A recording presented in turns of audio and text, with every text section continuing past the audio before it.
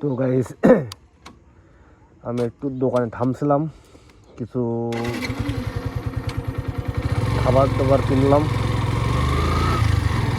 যদি এখন বিএসএফ অফটায় উঠতে দেয় তো সেখানে বসে খাওয়া দাওয়া করলাম।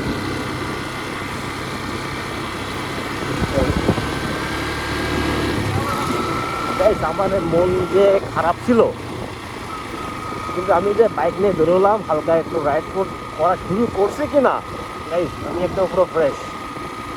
আমার মাইন্ড টাইন্ড সব প্রপারলি ফ্রেশ হয়ে গেছে। ছেলেদের লাইফে বাইক একটা কি বলবো, ডক্টরের মতো কাজ করে।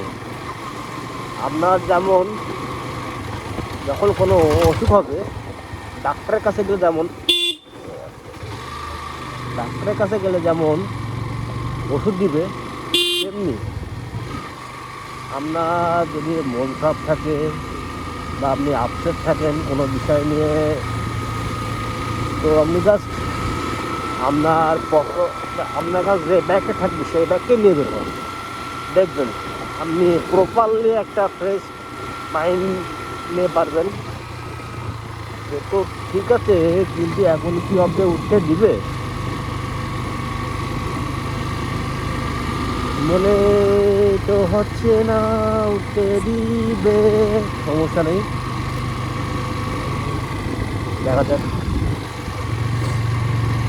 যাই।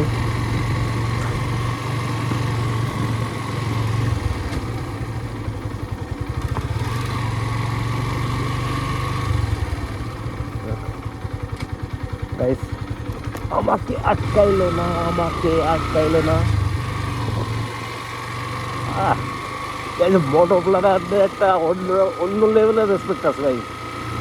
আমিও সিম্পলে এখানে আসতাম, আমি 100% শিওর আমাকে এখানে ঢুকতে দিত না, আমি 100% শিওর। কিন্তু দেখছে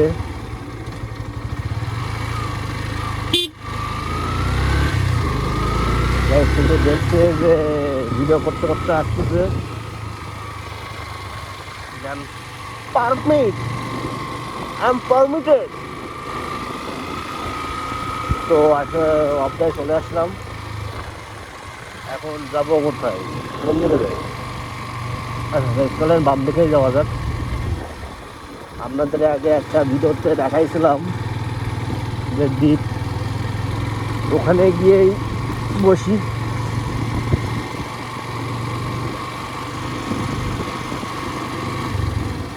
এমনিতে আমার সাথে বেরোনোর মতো এভাবে তেমন কোনো সাইকেল নাই এলাকাতে।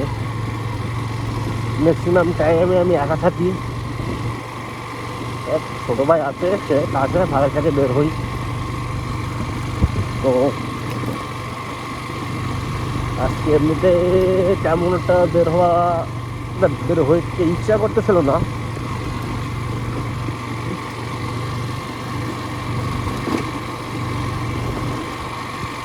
যাক,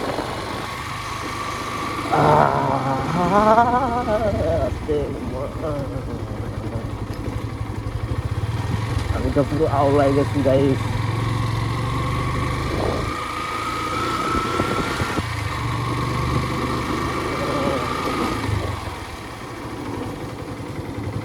তো চলে আসলাম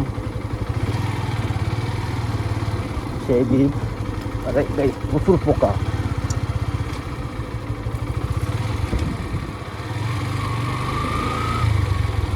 প্রচুর পোকা।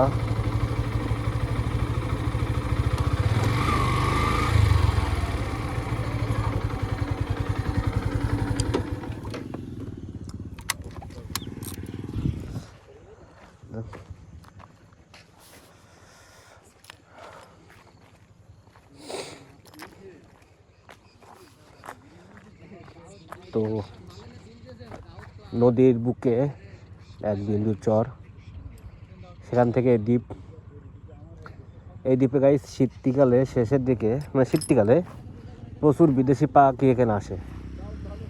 আর ওটা হলো ইন্ডিয়া, সেটা তোমরা দেখাইছি। আপনারা কি দেখতে পাচ্ছেন? যে পাখিগুলারে,